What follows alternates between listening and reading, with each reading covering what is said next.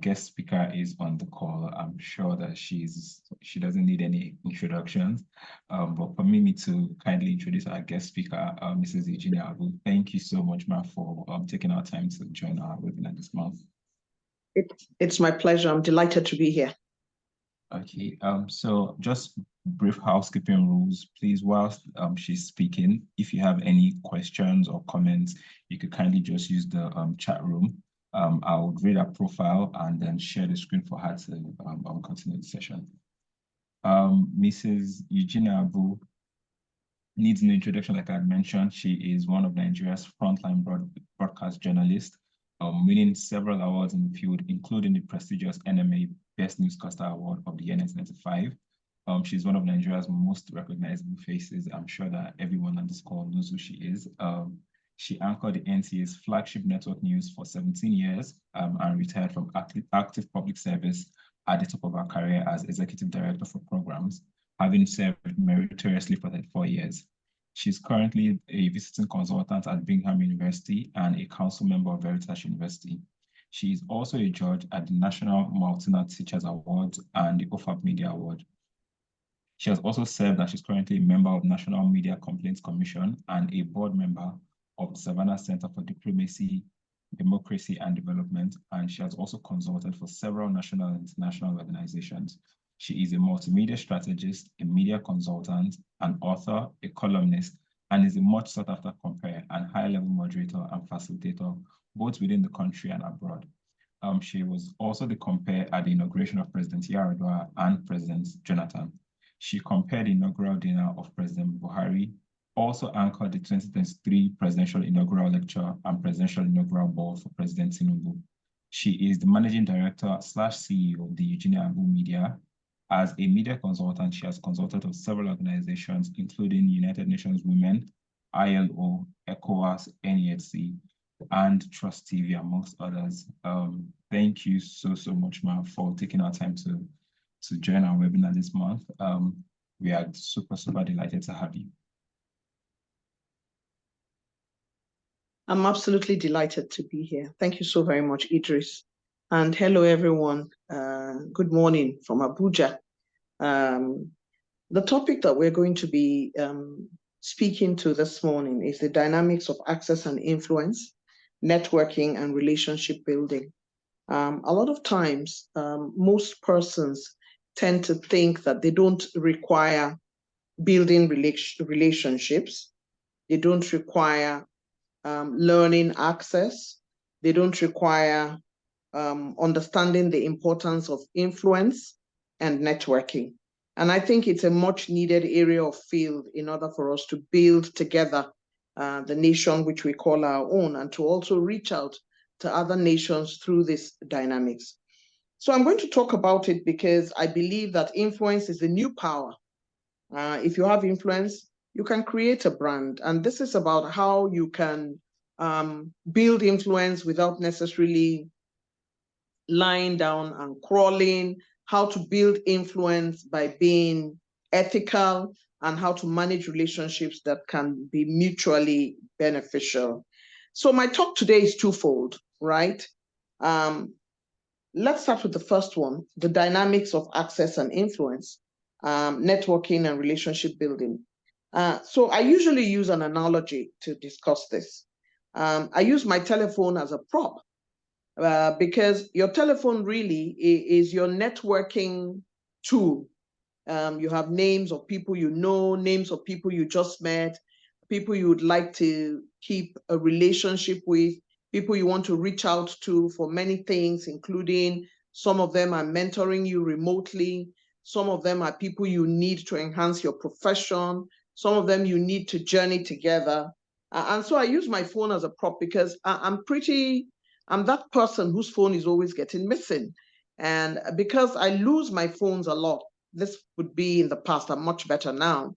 I tend to lose all my numbers. I mean, there are all kinds of apps and backups for ensuring that you can get your number back. But I'll give you an analogy that helps in terms of building your relationships and retaining your influence. So when I lose my phone, I usually will look for the 10 closest persons to me. One of them will be my spouse.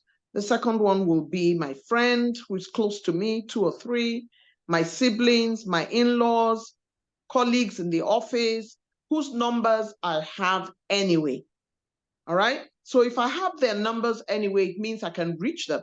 So when I reach them, I then ask them to give me 10 numbers that they have that we have a mutual relationship with. So if I reach my sibling, I can say, can I have the number of my cousin and uncle? If it is in the professional field, can I have the number of they know that I already have the number, but because I'm having this phone glitch, they can assist me.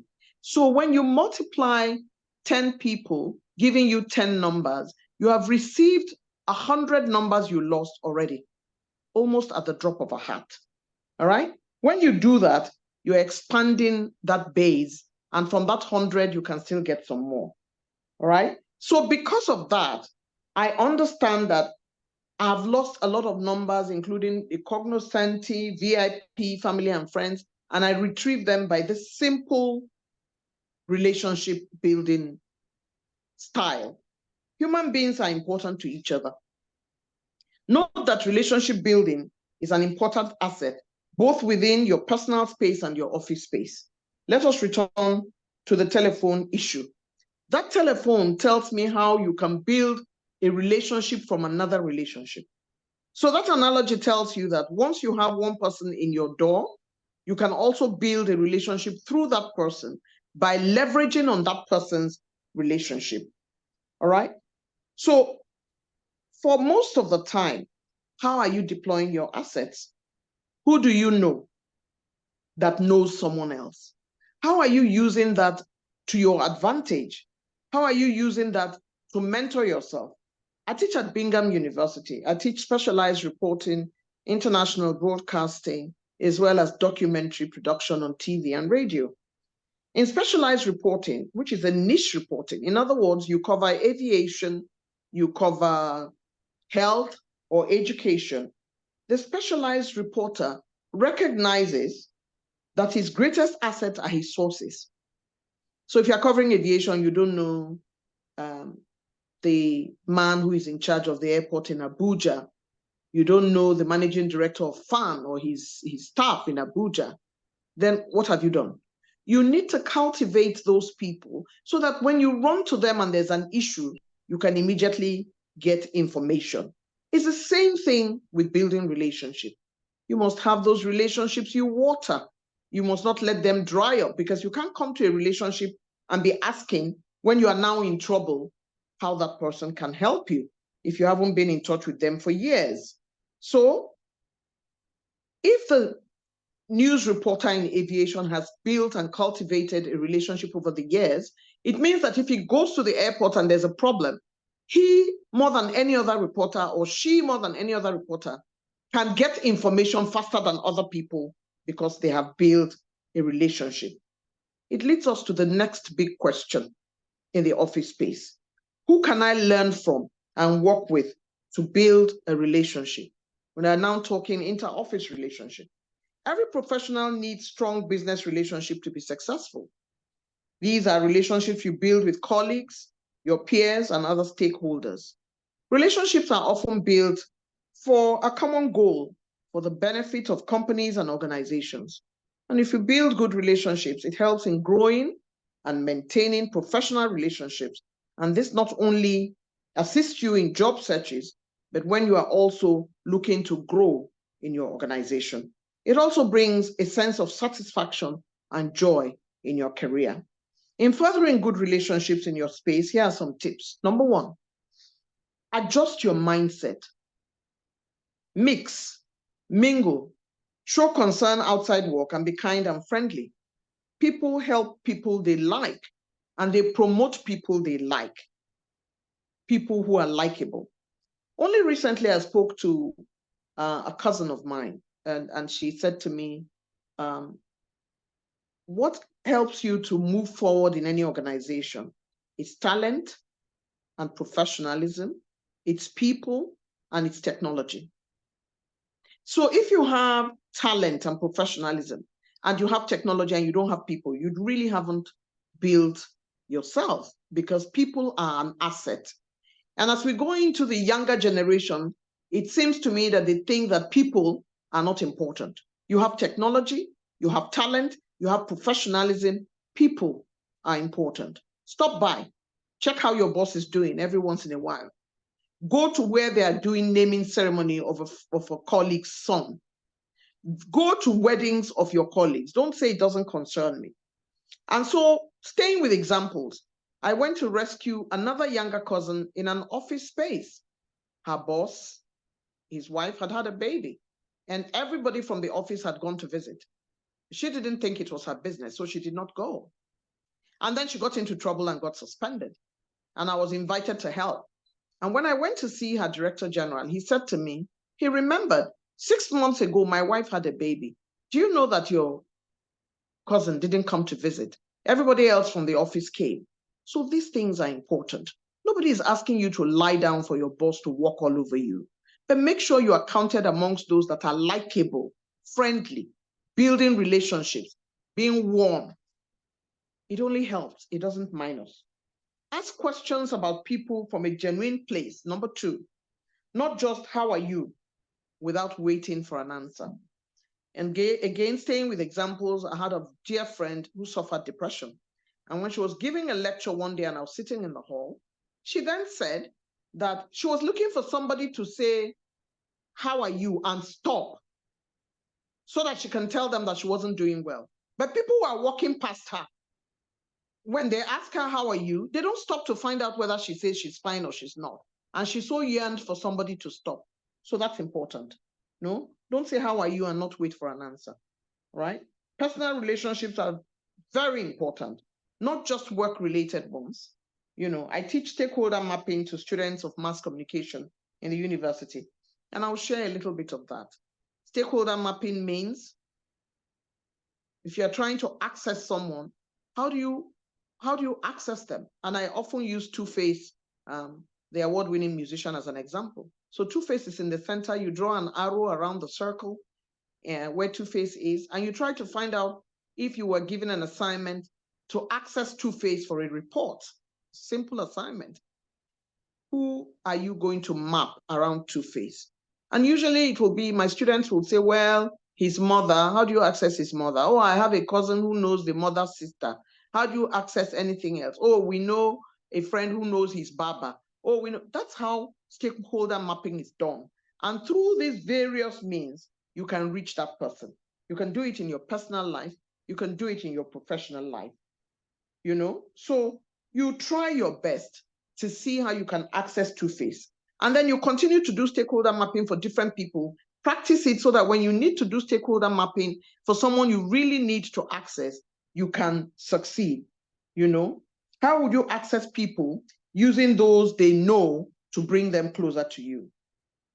Here are some relationship building activities. Number 1, social media helps outside of work for building contacts, reaching out to past acquaintances, and expanding your network through LinkedIn, Facebook, and other social media platforms. You can congratulate them on their promotion if you hear, and work successes. You can start a group focused on the themes in which you are passionate about, like leadership, career. You can even start a group focused on cooking, for example, if that is how you are able to decompress. Number 2, know people outside your department. What's the use? You're an engineer, you know only engineers. How can you go forward in your establishment if you're not making an attempt to know other people in other departments? Who knows? Tomorrow, you might need their help. They can become your allies, and they can become supporters, and they can be your mentors. Number 3, nurture your relationships. Before I came to this webinar, I had started preparing how I would say thank you to those who have been kind to me through the year, those who have been kind to my company, those who have been kind in private space, those who have just had a baby, my cousins who are just getting married. I'm creating and curating gifts for them.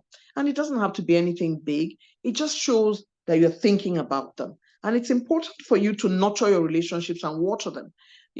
A vice chancellor once told me that he gave admission to a young man who didn't have any source of even the money to pay for registration he didn't have. And the Vice Chancellor said, and so I made it possible. He came to my office and I saw him and I helped him and he got admission.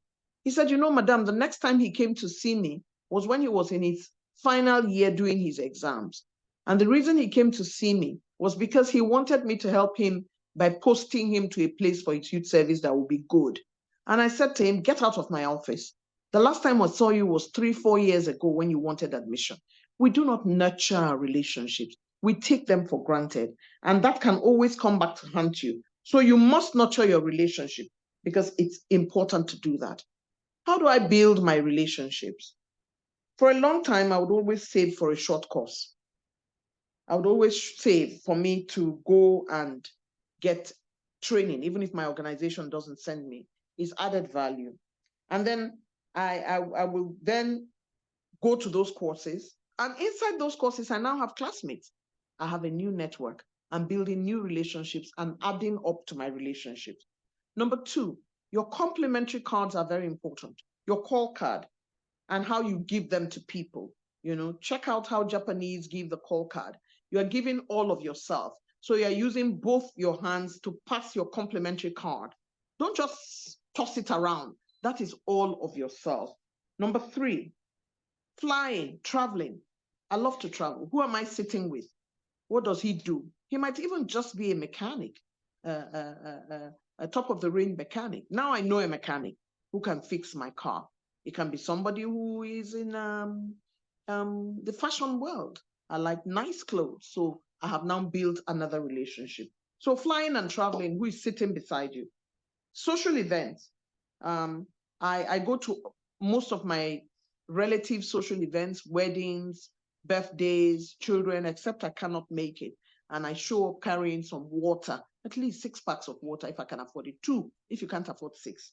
All right, take something a little bit with you. I go to social events by my bosses where I can, their weddings, if they have funerals, namings, promotion events, I show up.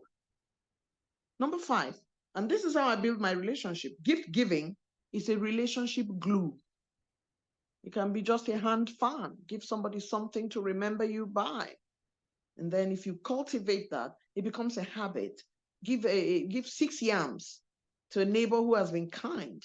Give a bottle of red oil and show up at people's children's weddings. For me, when I was executive director in NTA for a couple of years before I retired, my past relationships were a door opener. The fact that I had relationships I'd already built helped me even in my work, in my appointment as an executive director. And number 7, I'm a deeply spiritual person. So whatever your faith is, deepen it. It helps to center you. The world is already complex as it is. I'd like to give the example of Rockefeller. Rockefeller, American oil magnate and possibly one of the richest men in history. David Rockefeller was known for building deep relationships with everyone he met while traveling, during business meetings and other social events. Rockefeller was astute at building relationships. And in such a complex world, it's beyond the money. It's about legacy. It's about trust, respect, and mutual growth. His secret weapon was transformational relationships, not just contacts, but potential allies, collaborators, lifelong partners in every interaction. So he had a Rolodex where he used to put the names of all the people he met. Have a small notepad where you put the people you know and ensure that you constantly refer to them. You have numbers.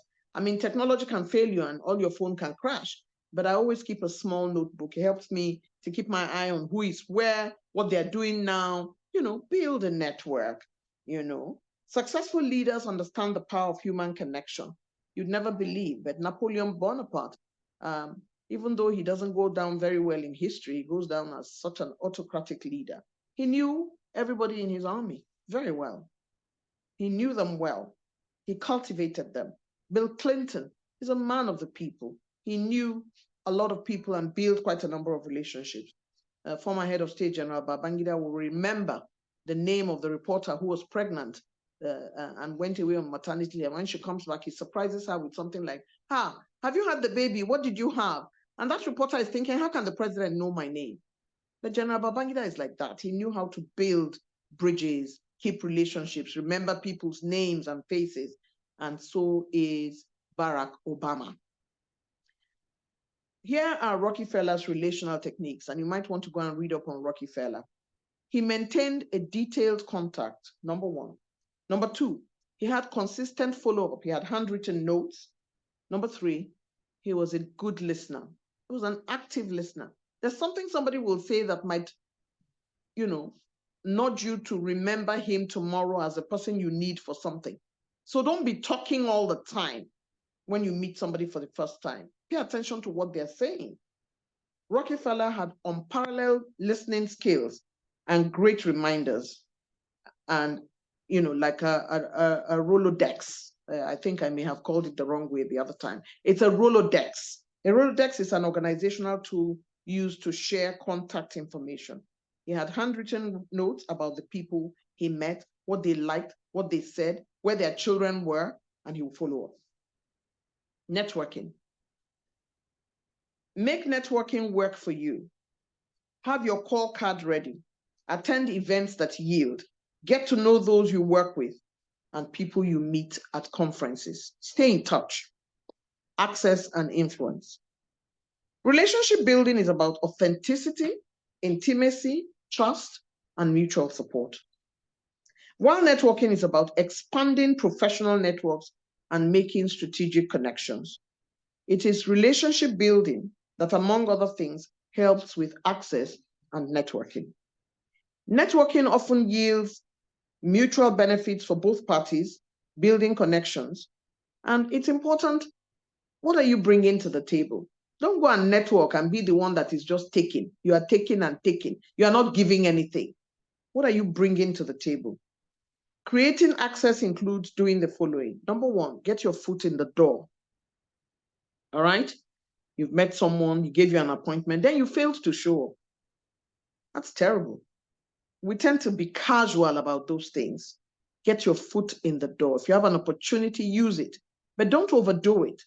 Only yesterday I met a young girl who had volunteered at an event, and I thought she did very well, so I gave her a gift. Then she wanted my number, and I obliged her. I gave her my number at about 5 p.m. By 5:30, she started to call me. So I gave her a lecture on how to manage your assets. If somebody gives you a number that's senior to you, that you need their help going forward, you cultivate them, you groom them. You don't wake up and start calling them every day for 4 days. They are going to switch you off. Relationship building is an art. Learn it. You need to learn to pace yourself. Don't be in a hurry to call that man who just gave you a card. Give it a couple of days. Send a text. Send a WhatsApp. It was nice meeting you, sir. I just wanted to stay in touch, and leave it that way. Don't make it your duty to collect this number, and the first thing you do is, hello, sir. I just wanted to greet you. I just want you to know that I'm looking for a job. You have switched off yourself. Pace them. People who hold positions of authority don't like too much of that kind of behavior, because it means you are going to be a pain. They are not going to want to have anything to do with you. So get your foot in the door. Number two, volunteer. Barack Obama was a volunteer for his political party. He went on to become president. Keep an eye on the man and his growth. Study him. Mentor. So you mentor other people. I mentor quite a number of young people, either physically, offshore, or through the phone. Mentor somebody. Make somebody learn your skill. Make somebody be better than they were yesterday. And also be open to being mentored. If I'm trying to mentor you and you're never available, I have a young man who wants to learn a couple of things from me, but every time I give him an assignment, he doesn't come through for 6 weeks, 8 weeks. Then he starts calling me at a meeting. Hello, ma. Hello, ma. No, I'm not going to pay attention to you. I'm very busy. I accepted to mentor you, so you should be available when I try to reach you, and come back to me on time, not 4 weeks, 2 weeks, 3 weeks. It means that you are not serious. So mentor for those who can, and don't think you are too small to mentor, and be mentored. Be open to being mentored. A leader who develops close relationship with their team encourages open dialogue, information sharing, career, and constructive feedback. Forbes coach Jasmine Briggs advises that as you set new goals and reevaluate old ones throughout your career and personal life, always make sure to add relationship goals that help you meet new goals as well as new people while strengthening your current relationship. Before we conclude on relationship building, let's talk about managing relationships. Relationships are not forced, but forged. Relationships are not forced, they are forged. Values deepen them. Here are some of the negative impacts of poor relationship building and some of the things you shouldn't be doing. Number one, don't be a user. The only time you go to somebody with whom you have a relationship is when you want something. Number two, don't be a one-way street. Bring something to the table. Relationship building is mutual. Number three, short-term relationships are good, but you need to build for the long haul. Number four, being forward does not help relationships. They are too much in the face of the other person. Qualities of good relationship building. Just remember that you have to work hard at it, so it's hard work. Number two, it has to be genuine. Number three, it's usually deep. Number four, it's often ethical. Number five, it's mutual. Number six, it reaches out to others and offers knowledge to others while learning from other people. It is my hope that this captures the essence of the topic. I want to thank you for listening.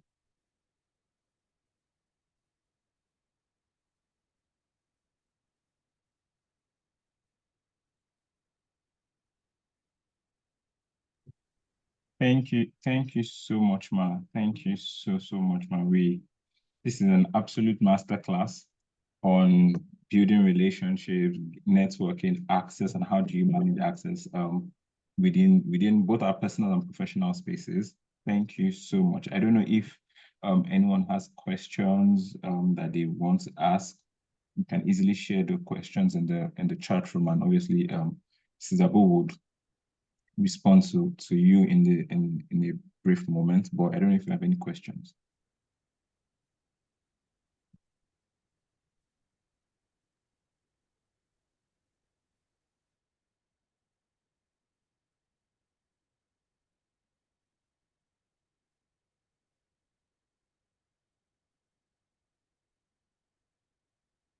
Yeah, I can see one hand is raised.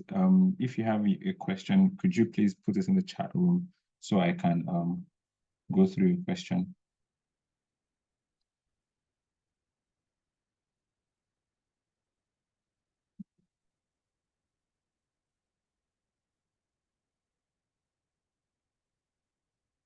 Oh, I see we have a few hands up.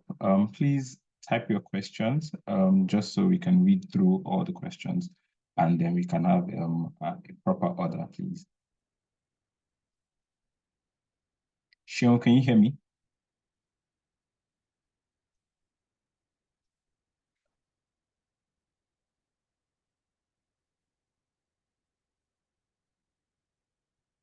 If you can hear me, kindly put your question in the chat room, please.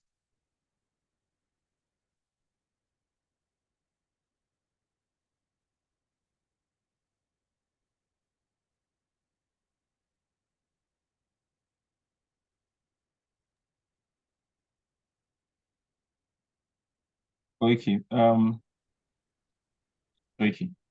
You can send your questions to me directly. I will read out your questions, please.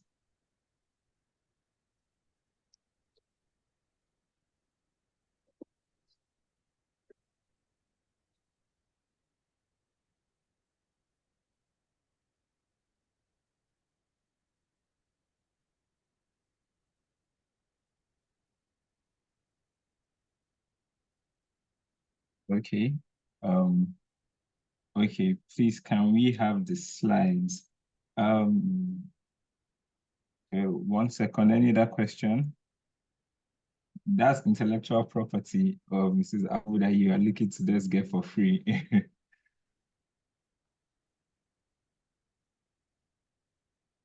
Any other questions, please?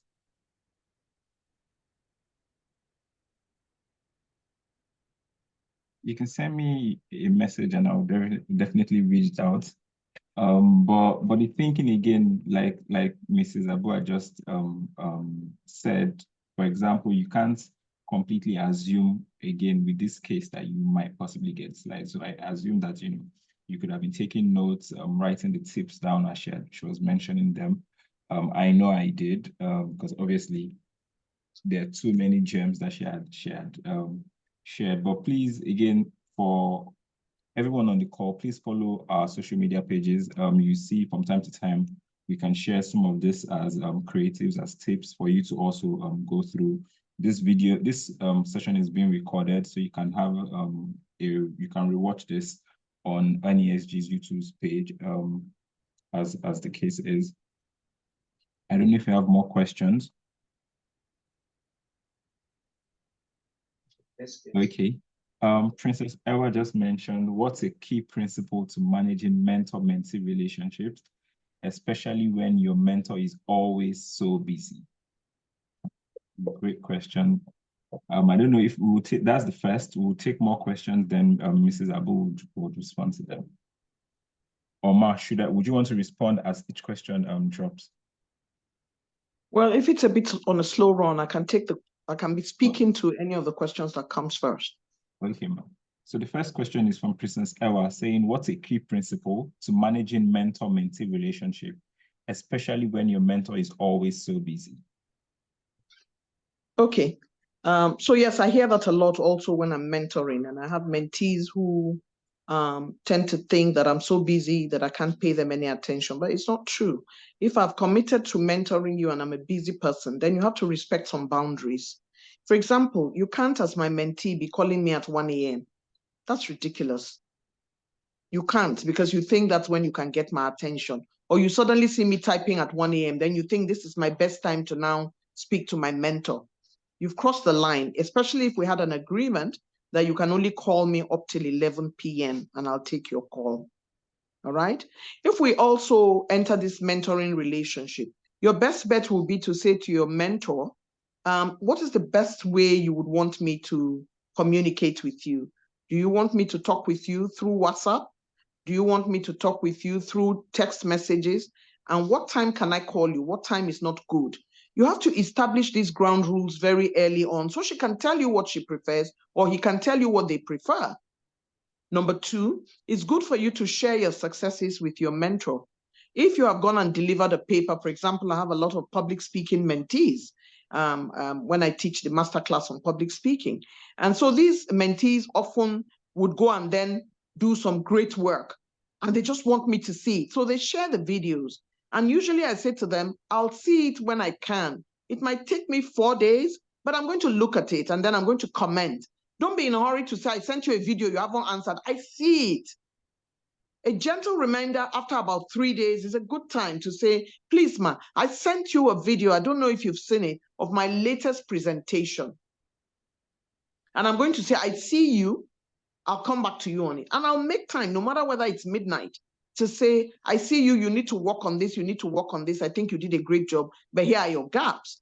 Sometimes my mentees call me, they send a text. Do I have your permission to call, ma? Please, ma, I have something urgent on my mind. Then they call and say, I have a presentation tomorrow and I'm just so lost. And I'm like, you know what? Tell me what the title is. I can't come to you now until 5 hours time. Sometimes I'm waking up at 6 a.m. and at 6 a.m. when I wake up, I'm actually reaching out to this person to say, you have a presentation at 10. How are you feeling? Breathe. You are going to be okay. All right? It's not everybody who has this kind of hands-on approach that I have. Some people prefer that you send them the information you need and they can guide you. Some people have sent me, I have a presentation tomorrow morning. I'm lost, what can I do? And in my quiet moment at 6 p.m. on the day, I can send you 4 lines that is a guideline. And then I can encourage you by saying, you're going to be all right, don't worry. It's not the end of the world, breathe. All right? So you need to do that. You need to ask your mentor, what kinds of books should you be reading? Because I find that a lot of people don't read anymore. I say to my mentees, you need to read this book and read this book. Grab it wherever you can find it. It'll help you. So find out from your mentor what kind of books you should be reading. Find out from your mentor when they have the time for a short chat, Sometimes it's not more than, it's called speed mentoring. Sometimes it's not more than 5 minutes. How did you conquer a difficult boss? Can you give me speed mentoring on how you conquered a difficult boss? They'll send you a paragraph of what you should do. So there are different ways of dealing with this. If you can't get them physically, you can get them offshore. If you get them physically, don't go into a tandem, a long conversation about how your day was and how you had one thing. Go straight to the point.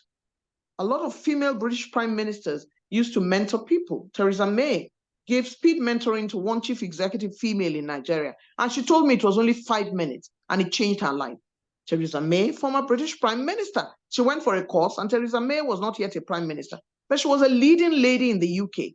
And she gave her a speed mentoring of 5 minutes that changed her life. She went on to become permanent secretary in Nigeria. Not just because of that, but the speed mentoring was part of what changed her life. Not the only thing. There are several other things: hard work, integrity, dignity, coming on time. You cannot afford to be late to anything.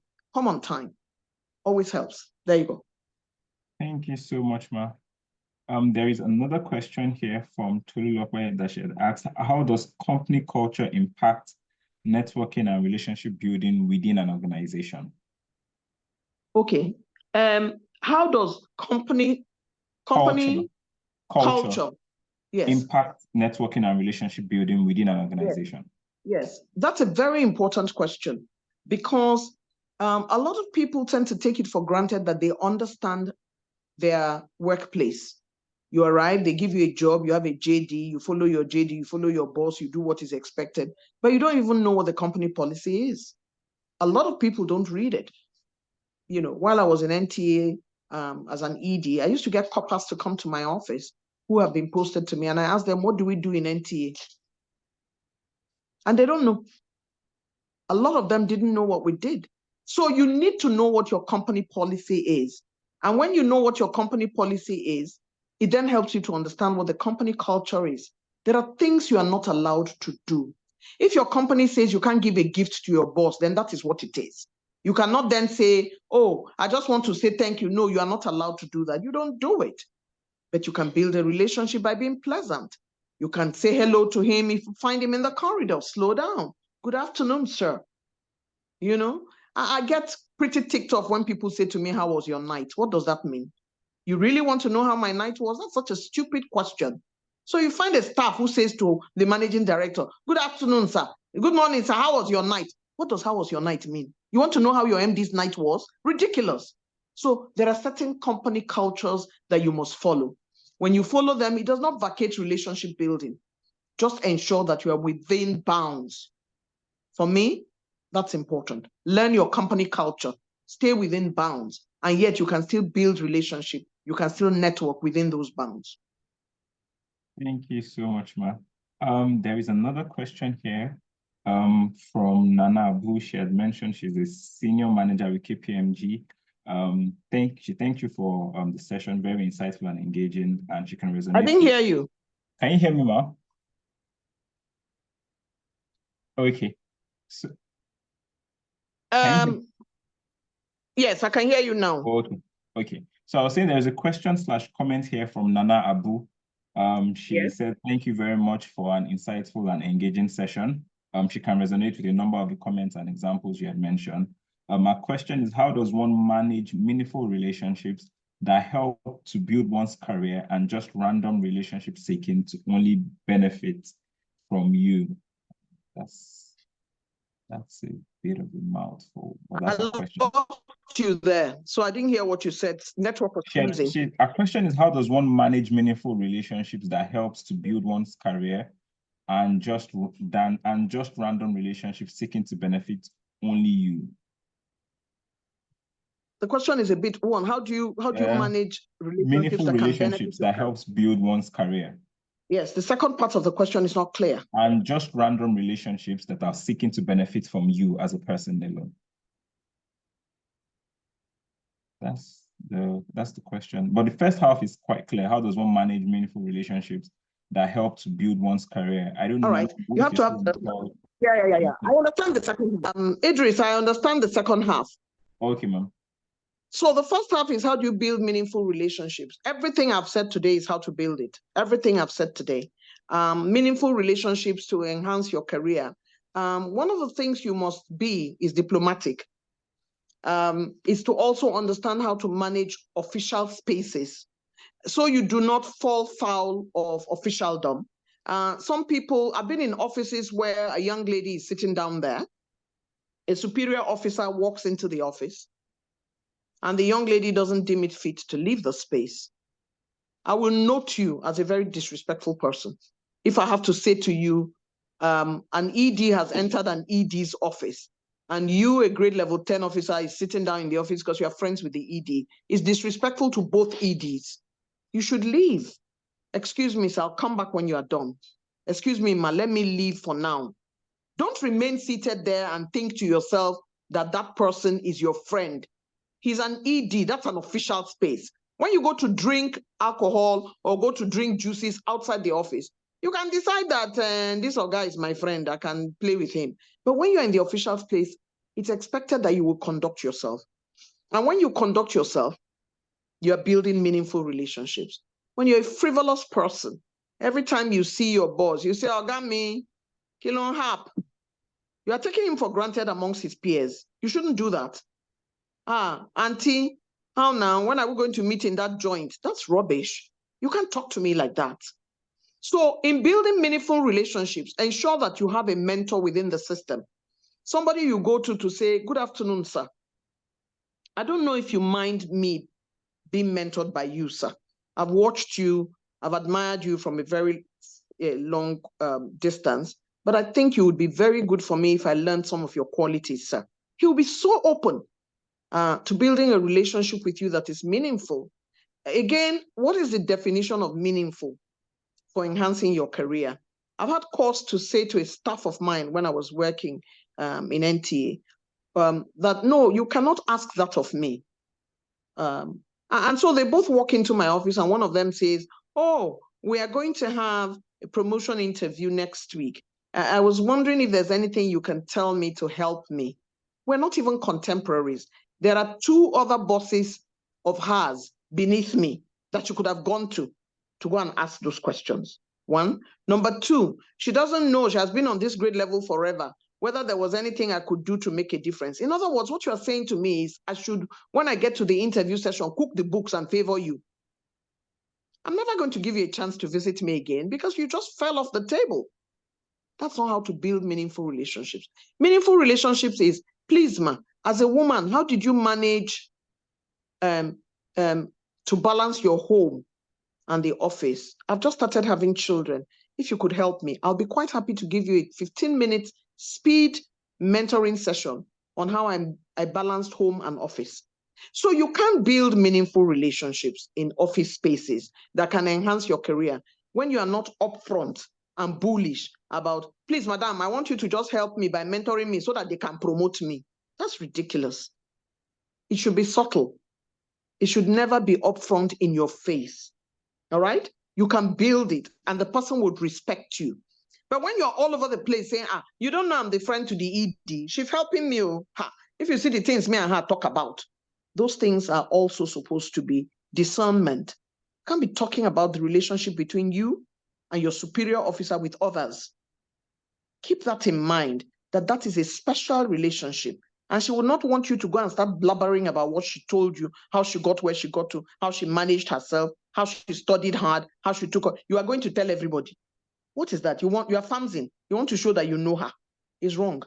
All right? Now, the second part is how you can build relationships in the office space without being used. That's the question the questioner was asking. How can you be in an office space without being used? Let me put it to you that if you are growing in a system, being used is contextual. And every time, as it happened to me, you'll be called to come and write minutes for a meeting, including meetings that didn't even concern you. Eugenia, come, you know how to write minutes. And they throw me into the deep end. I'm writing minutes. Now, minutes were more difficult then than they are now. Why? Because we have technology now, so you can type it and edit it. But then you have to do a handwritten minute, send it to the typist who will type it, he gives you, you go and distribute it to the senior officers, and they start making corrections and telling you, this is not what I said. You can send it to your boss 3 times. It was long suffering to do it, but I did it. Guess what? I'm today the best writer ever of minutes, of reports. I learned it as a very young officer. Then it looked like punishment. So some of the things you consider that somebody is using you for is maybe a learning process. You may be learning something. And at the very highest level, I'm invited to be secretary to committees at high levels, you know, at offices of ministers, at the villa, at the first lady's office, because I write such good minutes. And it started from when it looked like I was being punished. After some time, I decided that I might as well learn how to write minutes, and I did. So when you say, how can you build relationships in the office without being used? You must remember that used is to be used loosely. When you are being abused or punished, or you are being what you consider being used, sometimes, like I said, it may be learning. Other times it may be abuse, and if it's abuse, you must bring it to the attention of the authorities. Thank you so much, Ma. We have another question here from Mrs. Bim Ibrahim. She had said that our question is in 2 folds. 1, considering generational gap and cultural differences, can we apply the same approach to building and managing relationships across different age groups and cultural orientation? That's the first question. Then the second is, how do we find a balance between emotional intelligence and personal preferences, cultural orientation and biases, and individuality in managing relationships? Reference to the example you gave of the colleague that did not attend the christening rites of another colleague. Okay. So that last question is balance between emotional intelligence, cultural awareness, and what else? Individuality in managing relationships. And she referenced the example. Yes, in managing, yes, I hear the example. Okay, so let's start with the last one. Emotional intelligence means that you are aware of your own gaps, your own shortcomings. You understand what you bring to the table and what you need to learn. You understand how to deal with others, how to have empathy. I had a boss once who said to his staff, when the staff went to say, I just lost my mom. And my boss said to the staff, your mom doesn't work for me. That's a complete lack of emotional intelligence, complete lack of empathy. Some bosses in the authoritarian space think that when you are hard and difficult, that's when your staff will come with you. Transformational leadership is about carrying everybody along like a general and knowing that you are the leader, you are the role model, you carry everybody along. But it doesn't happen all the time. This authoritarian kind of leadership sometimes prevents the leader from seeing. You're so blindsided, you can't even see what's going on in your establishment. There's something leadership coach, Akin Oke, PhD in leadership, well sought after leadership coach says. He says, management by walking around to check the pulse of your staff, knowing your staff and what they can bring to the table. What is it that this staff is good at? All right. So you're talking about emotional intelligence. There are people who, as bosses, are constantly flying off the handle. They don't have emotional intelligence. You can't be angry all the time because you are the orga. So you are angry all the time and you're abusing everybody. I know someone who worked with a very top level person, female, in the top echelon of Nigeria's society. And he was older than her. But in order for him to get information, he used to, if she wanted something, he used to throw shoes at her. Like she used to throw shoes at him. Does that make any sense? So emotional intelligence is such a great asset to have when you work in an office space. So you learn to manage people better. Okay. There is the issue of cultural awareness. My friend works in Sweden. She works in the University of Oslo. And she said to me when her colleague had a baby, none of them went to visit. These are cultural nuances. That if you visited her, she's probably going to ask you, what are you doing here? That she couldn't even send flowers because it wasn't something that they did. So, what have you learned about the cultural nuances in your country? Most Western countries and experts in Nigeria have found people they call cultural officers. because it is not their culture. They don't understand it. So when there is a wedding, this cultural officer takes a gift to a staff because they wouldn't do it. It's a Nigerian thing. They don't have to. Gift giving is all over the world, but Nigeria has a peculiar way of saying thank you. And so even British Airways now has customer care officers who look after you as you board, because Indian culture is different from Nigerian culture. So you just learn the nuances. If you work with the United Nations, what is their office culture? You have to learn that this office culture is what you need to work with. You cannot be working outside the office culture. So in terms of cultural awareness and individuality, it's important. But when you join a group, you must remember that you are now a member of that community. If everybody in your office is going to go and visit the boss, don't be the outlier. Don't tell yourself that you don't need to because you have individuality. You might as well work for yourself at home. Learn the culture of your office space. Don't say I'm an individual, I don't do those kinds of things. What are they? Except they are against your faith, or it means you are going to kill someone. What would it hurt you to go as a group with your office to visit your boss whose wife has just had a baby? It costs you nothing. When you become a boss, you yourself, you would like it, not expect it. I didn't expect any of that, but if it happened, it was good. When I lost my mother-in-law, members of staff from the Directorate of Programs, unexpected, showed up in our country home, in solidarity with me. They represented the entire department, 5 of them. In fact, NTA provided a bus for them to come. That is our cultural ethos. When people are getting married in NTA, we tend to go and get Ashwebi. All of us from NTA will support the person. What's wrong with that? That's our cultural ethos. They may not do it in England, but they do it in Nigeria. And so when you are in Nigeria and you're working in NTA in this setting, then you say, I'm not going to buy gilly. Why should I follow them? Say, I'll come to the wedding and wear what I like. You're trying to be outside, and people remember those things. All right? So individuality, yes, it's good. You are your own person. But when you are in a group, you must remember that you work in a setting. All right? Nobody is stopping. If you choose not to go and visit this man, it's fine. That's your individual idea. But when it comes back to bite you, don't complain. We are not obliged. It's just one example. There are several. Okay. Let's go to generational gap and cultural orientation. So generational gap. If you go and check your statistics, you'll find that Gen Zs are not able to hold a job because they think they can come to work whenever they like. They think they don't need respect. Some of them, that is not all. They think they can speak to their bosses anyhow and it's okay. They think that they can keep the task until 3 weeks' time for a task that is required within a week. They have no sense of time, some of them. And so if you see the statistics of Gen Zs being let go in the corporate world, is a lot. They think they can wear whatever they like. They don't want to do company culture. So I'm not going to wear a suit. I just want to wear knicker. Why can't I come to work in a knicker? All right? And I think it's important for us to note that when it comes to generational gap, and whether these rules apply in 1923 as they apply. After all, Rockefeller is not in our generation. He's been long since dead, but we're using him as an example today. These things apply today as they applied yesterday. And as I always say when I lecture, a fool in 1923 is a fool. The qualities for foolishness is the same in 2024. Kindness in 1923 is the same quality in 2024. What has changed is technology. Values have remained the same.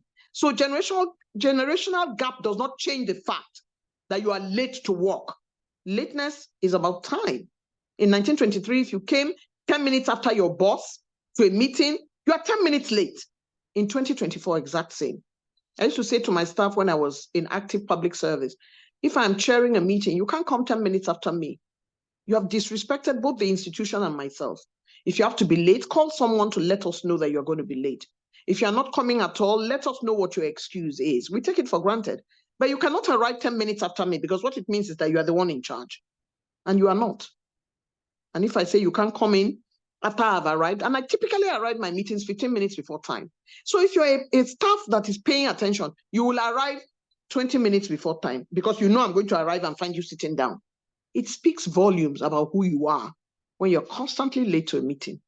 Done.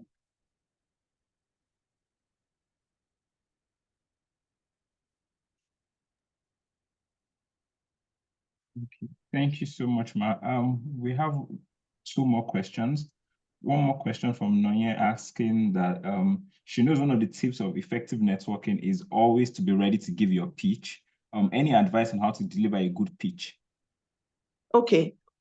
My best advice on how to deliver a good pitch is using Kim Kardashian. I like using Kim Kardashian when I teach my students, my mass communication students, such a brilliant way and to introduce the idea of pitching. Again, I say learn to groom. You cannot meet Babatunde Fashola for the first time in a plane and decide that that is the day you want to tell him that you want to get a contract from his ministry. You cannot meet the President of the Federal Republic by chance, and that's the day while you are standing with him that you now want to tell him you don't have a job. Young people say to me, but there will never be another time. I said, no, you don't know that. But the moment you start to talk like that, the security will shift you. You encounter Mr. President, you greet him. You encounter the current Minister of Information, you greet him and introduce yourself, who you are. Sometimes you don't have more than 5 minutes to do this. I work with the Nigerian Television Authority, sir. Good afternoon. What are the good qualities of that person that you have read? It's a door opener. What are the good qualities? You're sitting on a plane and suddenly you are sitting beside a minister or beside a director who you have always wanted to meet. And you say to him, oh, that idea you people have in the ministry to do this and this and this is a brilliant idea. And again, that is where reading comes in. If you have not been reading the newspapers or following news, then you don't know what they are doing there. And when you sit beside him, your first speech will be to say, I need help, I want contract, which is so ridiculous. I don't tolerate it. Your first job should be able to chit chat. Hello, sir. I see Ministry of Works is doing some, work because you have residual information, you have residual knowledge. And when they say reading, I don't need to read, you'll be surprised what reading can help you do. It can help you with a pitch because it then introduces you to this person by using something he likes. When I used to interview President Olusegun Obasanjo many times, perhaps maybe 8 or so times that I've interviewed him, I usually will read everything President Obasanjo has done 3 weeks before, and then read everything everybody has said about what he has done. When I'm interviewing the president, I go to my residual knowledge to say things like, oh, Mr. President, we were told you were in the State House clinic. Is there anything we should be worried about? See, I'm using what I read in the papers to ask him the question. What do you know about the person you are pitching to? What do you know? A lot of the times you know nothing. You don't know what they do. You just want to pitch. Pitching is not an ordinary term. It's an art. So let's use Kim Kardashian. We'll use Kim Kardashian before we get to a gentleman who came to visit me in NTA many years ago.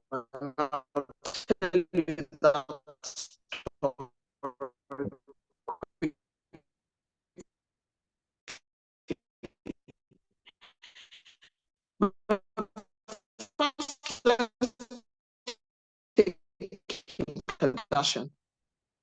So you hear as a journalist, and I'm just using this as a loose example, that Kim Kardashian is going to use lift A at a hotel. And you are in that hotel and word came to you standing by the lift. You can't tell why you're there. That's not the first question you're going to ask her. It's all you've got. And they say, oh, they are going to ask her question. We read the most important thing that you want to ask. I will ask Kim Kardashian, and sometimes they get it, sometimes they don't. How are you doing without Kanye? It's going to bring her to a stop.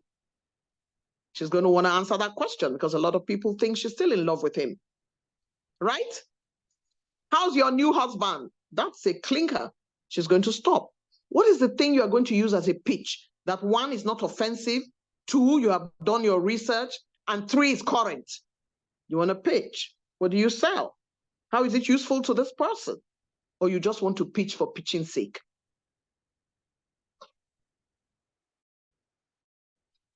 So let us go to the gentleman who visited me in the office. And I'd like to tell the story because it helps you to understand how to groom who to. This gentleman from South Africa, and the director says, you know what, Mrs. Abu, I'd like you to meet this gentleman, white South African. So I said to my PA, one pager, I want to know everything about this guy before he comes to my office tomorrow. She brought the papers to me. It shows that he was in telecommunications before he joined content building and filmmaking and television. He was in telecoms. So take that away and note it, number one. Number two, he liked nuts. I like nuts. It's one of my favorite things. Almonds, any nuts, I'm inside. He liked fresh things. I like fresh juices. Number three. Number four, his wife has a food blog. I'm a foodie. I'm writing a cookbook. So he walked through my office. And when he sat down, I said to him, welcome. It's very nice to meet your acquaintance. He said, same here. What would you like? I have quite a number of things that we could entertain you with. Would you like some nuts? He said to me, oh, wow. You have nuts? I said, yeah, I'm a nuts person. I like walnuts. I like almonds. I like pistachio. He goes, oh, I love nuts. I'm amazed that me and you should share that in common. You think it is amazement. I did the work. So they went and brought him nuts. And I said, would you like some fresh orange juice, watermelon? Oh, I love everything fresh. You're a good woman. You have all the right things in your office. I said, yeah, this is how I stay well. They brought him watermelon. When we were having the conversation, I said, you know, I mean, you said you are going to Port Harcourt. How is the telephony in Port Harcourt? You know, in some of the rural parts of Nigeria, rural telephony is such a challenge. You know, you can't get network, you can't get, you know, this would be like maybe 8 years ago when I was having this conversation. And he said to me, did you know I used to be in telecoms? I said, are you kidding me? I knew. We read it. We researched it. But we pretended that we didn't know anything about it. And I was like, so you enter it from a different way. You don't say, I used to know. No, no, no, no. You ask the question subtly that brings the matter to the table. So I said, you were in telecoms? My goodness, what made you switch? We had another talk about that.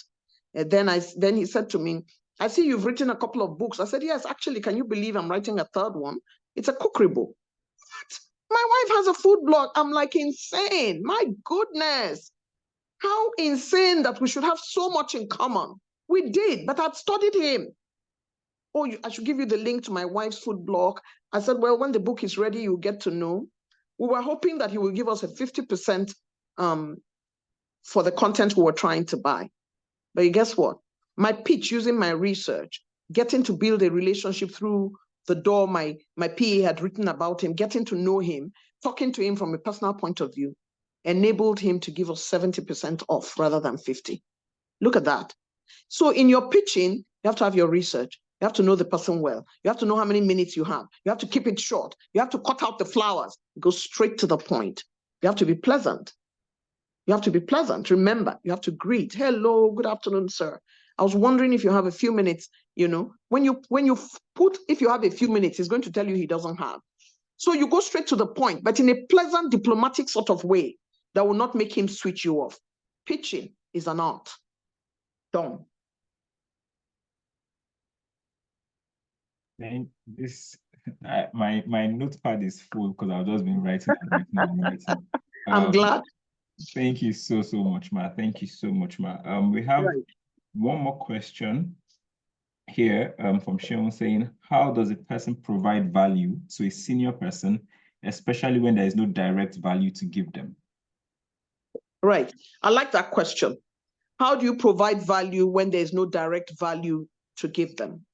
And I'll use my friend who owns a shop as an example. My friend owns a shop and she sells diffusers, perfumes, knickknacks for the house. And one of my favorite officers in the shop, a young lady who is a salesperson, was not there one day when I heard they were having a sale. So I arrived there to the sale, 3-day sale, and she's very efficient, and she was not there. So I called her. I said, what happened to you, Mary? I didn't see you at the sale. She said, oh, she's on leave. I said, you're on leave? Are you kidding? She said, no, she's on leave. I said, why don't you offer one day to your madam, saying she likes you so much? She always says you are very efficient. Mary is one of my most efficient staff. If you are in town, surprise her by showing up.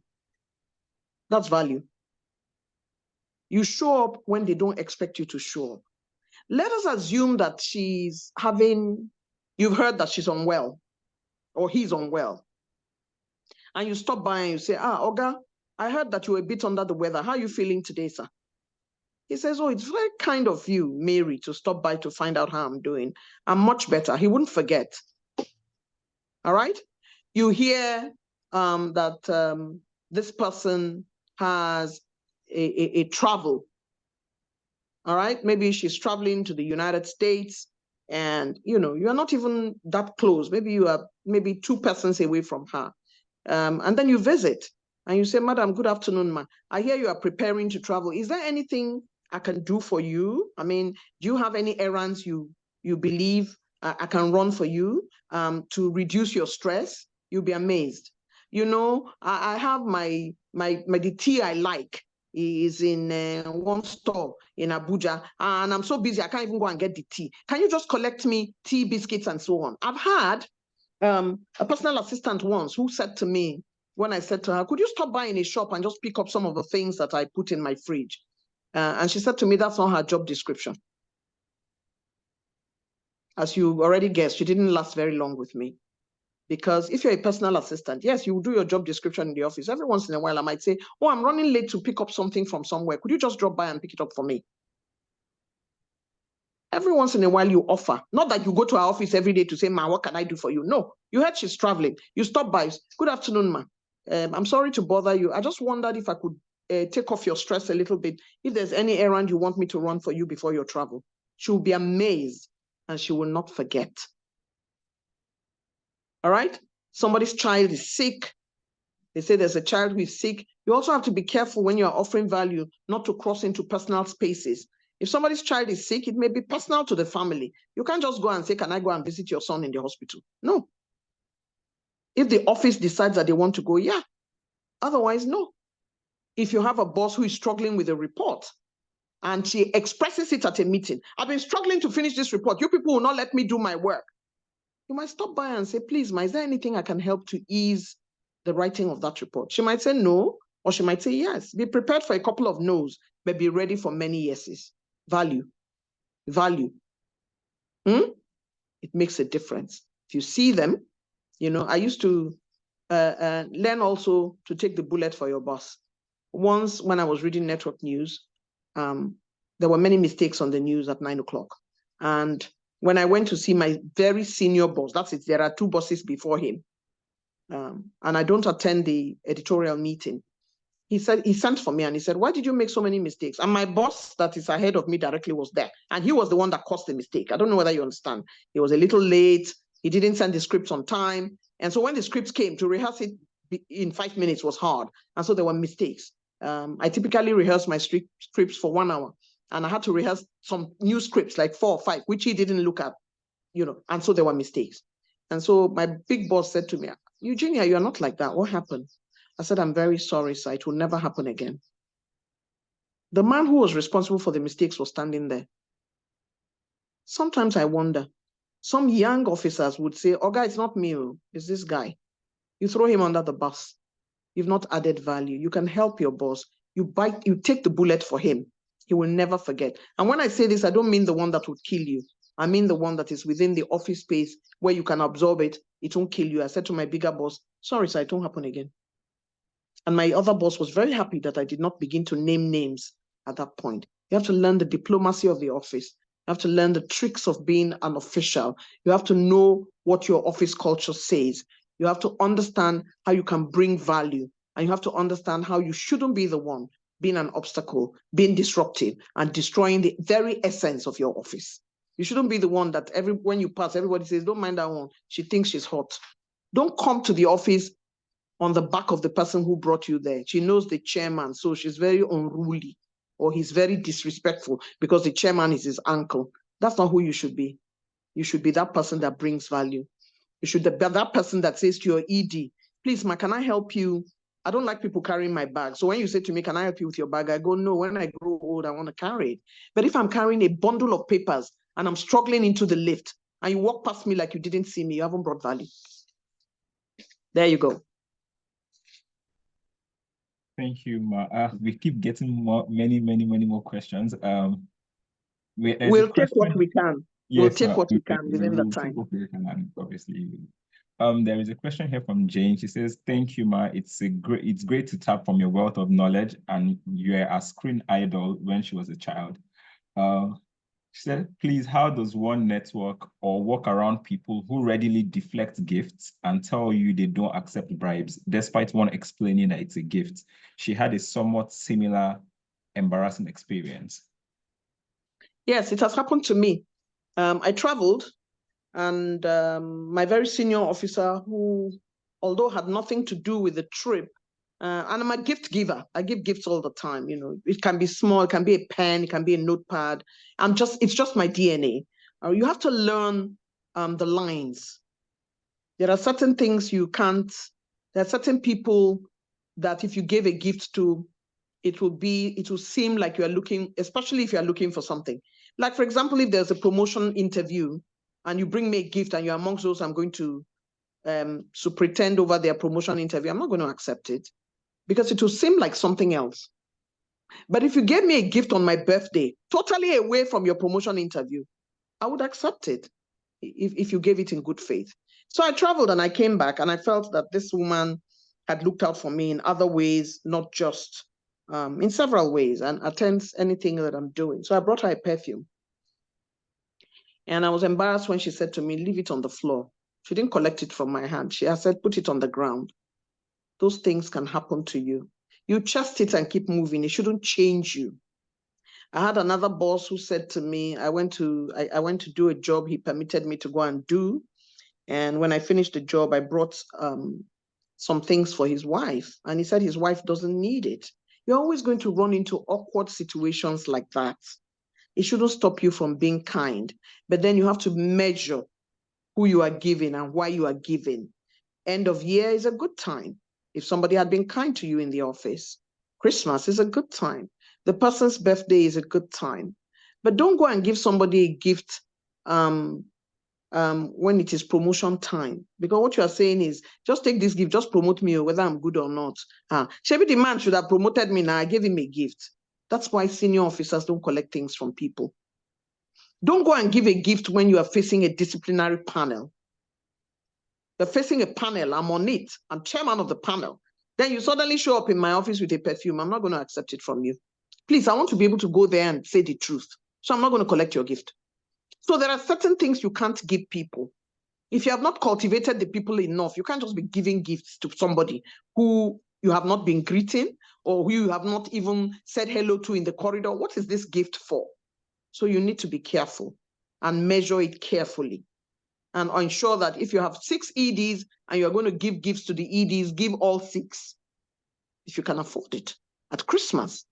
If you cannot give everybody, then don't give one person because he's going to talk about it or she's going to talk about it. The other EDs are going to be like, what did I ever do to you? So be careful. Maybe just a pen, right? It's still a gift. You yourself know when it's beginning to cross into a bribe. So don't do it if you think it's going to look like a bribe. Forget it. Right. Thank you, Ma. We have one more question here. It says, "Thank you, Mrs. Eugenia, for that powerful presentation. It's always a pleasure listening to you. Relationship building at the workplace can be a really complex thing nowadays that there seems to be an agenda to almost everything. My question is, how best can one cultivate and nurture relationships with the people you manage that transcend the workplace and still be able to play your role as a manager?" Yes, that's a powerful question because you have some subordinates who take you for granted. You have some superiors. If you're a woman, it's more complex. If you have a friend in the office space and he's senior, somebody is more likely to think that you have a relationship going on that's not official. So you need to be extremely careful because sometimes even that superior officer may actually be seeing that relationship from a different perspective.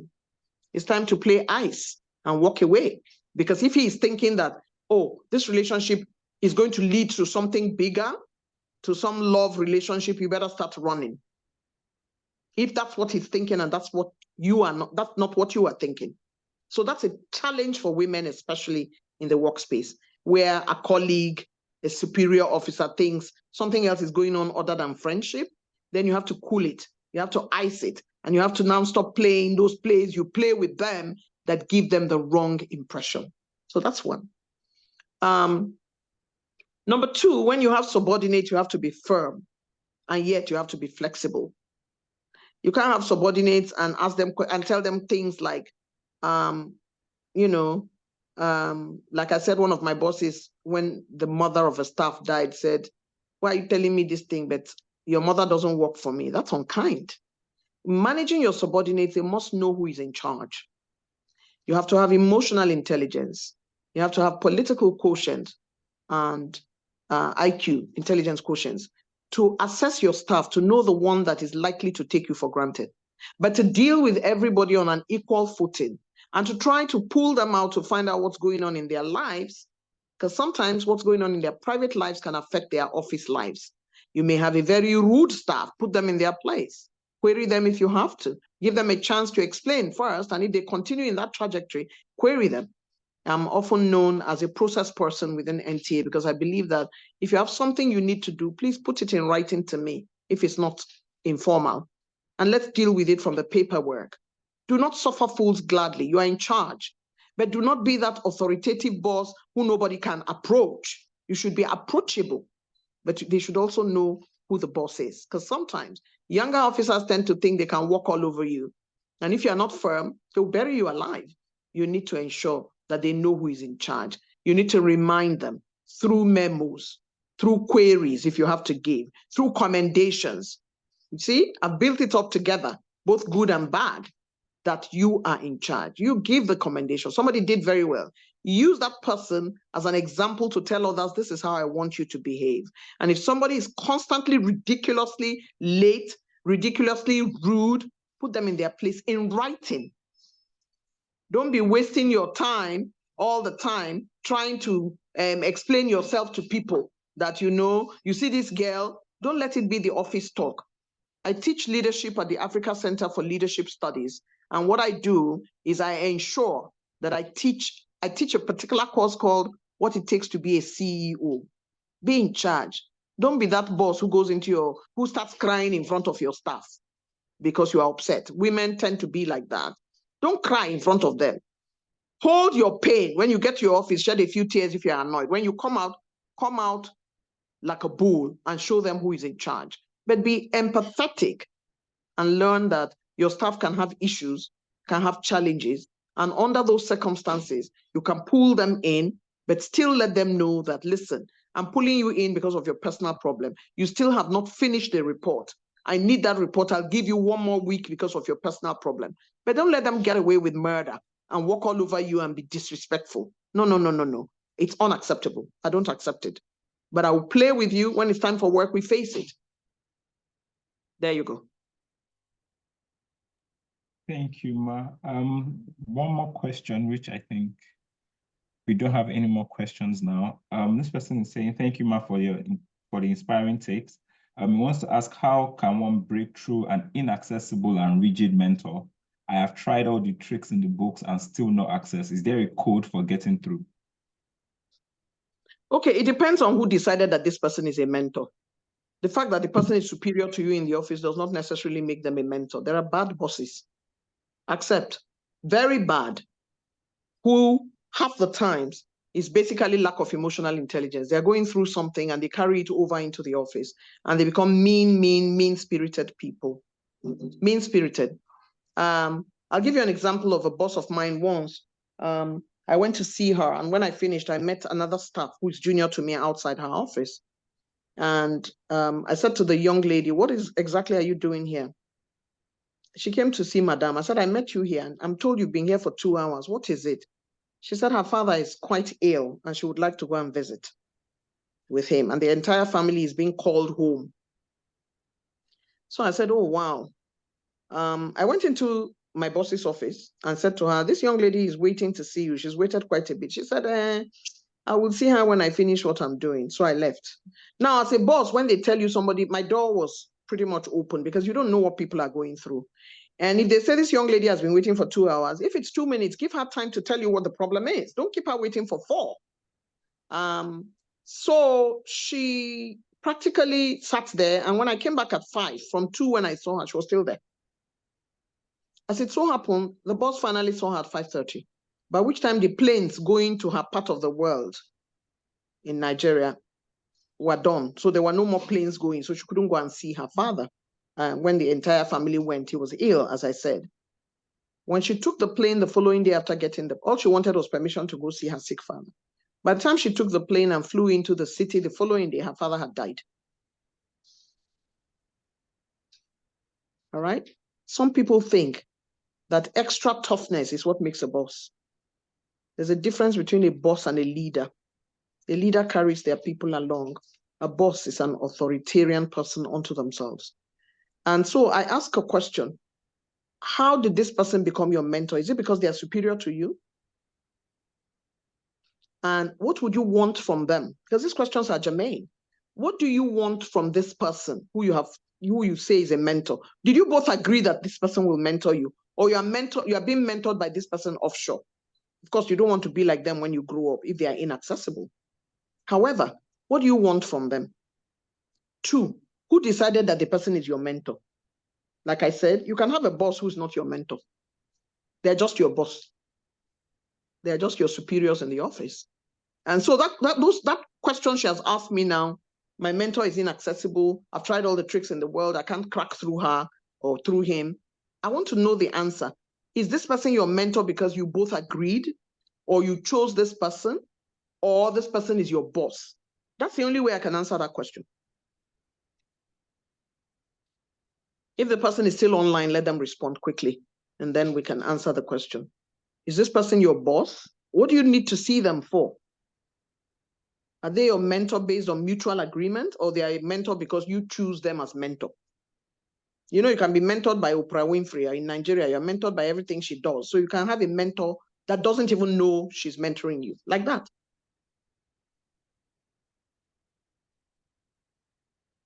I think the person is still on the call. Abiodun, can you please provide more context so Mrs. Abu can answer your question conclusively?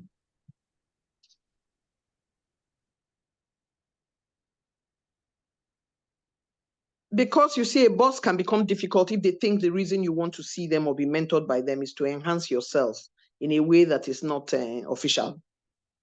And then they can decide to shut the door. I'm sure there are 1 or 2 people who probably think that I'm inaccessible, but when I know what your plan is or what you want to see me for, and it's not ethical, I may not give you access to me. Right? That's not what I'm saying this person is doing, but we need to really know why you want this person to be your mentor, what you want to learn, and how you think this person is inaccessible, because access can be different things. If I'm mentoring you and I'm mentoring you offshore or mentoring you professionally in the office, I don't want to see you suddenly end up at my door in my house one morning that you came to see me. It's unacceptable.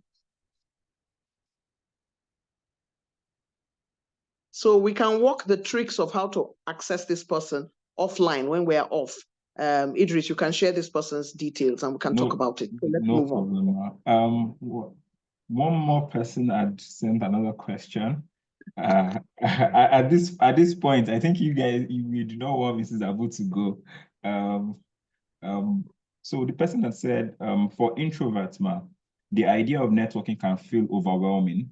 How can quiet or introverted people develop meaningful connections and influence without relying on extroverted tactics or necessarily changing themselves? Without relying on what? Extroverted tactics or necessarily changing themselves. Okay, so if you're an introvert and you decide that you want to take a job in the TV industry, find another job. It's not for introverts. You have to understand yourself. That's emotional intelligence. If you are an introvert and you want to take a job at a TV station, please find another job. Because even if you don't want to talk to people, they'll talk to you. So you need to build yourself better. Not because you are going to become an extrovert, but you learn to build relationships in a manner that does not necessarily put you out there, that does not make you a different person, but that increases your ability to relate with others. You have to learn it. Because as an introvert, if you are in an office where you need to speak up for yourself, you will lose the opportunity. If you are in an office where you have a contribution to make on a round table, it's going to seem like you don't know anything. And I will use my friend as an example. My friend is the mother of a 20-something-year-old. And she was talking to us last week while I was training about her son. She was teaching leadership and entrepreneurship. And while she was teaching that course, she said, I'd like to make an example of my son. You may be the best staff on earth, but if you don't have people skills, you're in trouble. She said, my son works in IT, and he's very much a quiet, introverted person. He doesn't have relationship skills. And every time I tell him, he goes, I'm quite happy. You know, these kids who are always on the phone or in the tech, IT person. They feel they don't need anyone else. And human beings were placed on earth to relate with each other. So you need to have some relationship going somewhere. It keeps your head, you know, I have a certificate in psychology. You need to keep your head centered. People go into depression when nobody in the office is talking to them because you're not talking to anyone. People, technology, talent, and professionalism. So if you have talent and professionalism, you have technology, you don't have people, you really haven't built anything much yet. You have all those, but people is important. And so her son came and told her that he has a colleague who is always talking. And I don't want you to become a talkative. Just become your own person with a little more extension of yourself and conversation, a little more. And he said, this guy is always doing razzmatazz, he has swag, and he always convinces my boss that he knows what he's doing. He doesn't know anything. I know so much more than him. And the mother said, how long have I been telling you to learn relationship building? He says he comes and talks to me, he picks my brains, and he goes to the meeting and he's the one shining. And I'm just sitting down there as if I'm not the one who did the thing. You have to talk. You have to open your mouth. You have to build a relationship. It helps your promotion to stop by to say to your boss, how are you, sir? You don't need to bootlick anybody. Just let them know who you are. Because sometimes you can be in an office, you are working from morning till night, nobody sees you in the corridor. They don't know you. The people who they know, they think they are the ones doing the work. You don't need to change yourself. Just be a little more outward. And it can be taught. Learn it. You may be introverted, that's you. But you need a little bit of outwardness for you to be able to succeed in any organization. In any organization, even amongst your colleagues. You may be the quiet one, but occasionally there will be banters in the office. You're sitting around people. Oh, corn don't land. Who wants to eat? You know, you just answer. No, thank you so much. That's so kind of you, Mr. Ola, to bring some corn into the office. You know, I used to really like corn. You're finished talking. But today I'm not in the mood. Thank you. But for you to sit down there, as my people will say, just there, it's not going to help you. You need to work it. You need to learn it. You need to pick up those skills that gives you a little extra in order for you to survive the office space. Thank you so much, Ma. Again, like the focus of this also community building. Someone had just sent in a comment saying the introverts can read a number of books like Networking for Introverts by Helen Nicholson. The Introvert's Edge to Networking by Matthew Pollard is also good. So I'm grateful for that person. I know Nicholson, it's a good book. You should get a copy of that. And then you should practice it with your family members, how to do small talk. Learn it. It's learnable. You can learn it, yes? Yes, we can. We do not have any more questions as of now. Thank you so much, Ma. This has been an engaging session. A few people are clapping, sending comments here saying thank you so much. Thank you so much. We appreciate your time. This session has been recorded. It's going to be on NESG YouTube page, so you can come back to watch this video anytime. And you can also, for the participants on the call as well, you can also follow our social media pages at official NESG Academy. And Mavi, again, if you want us to bring Mrs. Abu back, let us know. I'm sure that everybody here would love that so much. Thank you so much. I didn't hear what you said. What did you say? No, I said I'm sure that everybody on the call would definitely like for us to bring you back to have another session with us. I hope that going forward, when I say to all of you, listen, I have a book in Abuja, come and sit with me. You will come as my community. I look forward to that. Definitely, man. Definitely, we will. Thank you so much, Ma. Thank you for your time. Thank you very much. Thank you for giving me the opportunity to share my knowledge, a little bit of what I have with you. It's more than a little bit, Ma. My notepad is full. I've been writing since we started. Thank you so much, Ma. Thank you so much, Idris, and thank you everyone for participating. Thank you, everyone. So have a great evening and the rest of your day and week. Thank you so much. Bye, everyone.